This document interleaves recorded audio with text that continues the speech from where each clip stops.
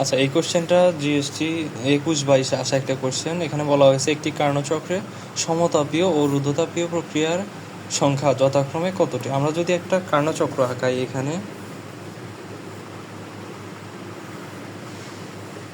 প্রথমটা কিন্তু আমাদের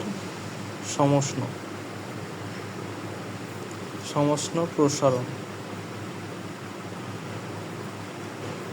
তারপর এখানে হচ্ছে আমাদের রুদ্ধতাপীয় প্রসারণ,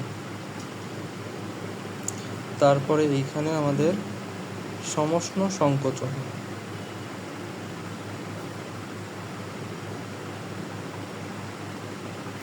আর এখানে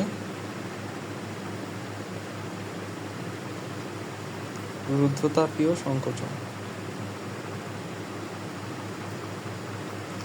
তো আমরা এখানে দেখতে পাচ্ছি প্রশ্নে বলছে যে সমতাপীয়, সমষ্ণ আর সমতাপীয় কিন্তু সমার্থক শব্দ।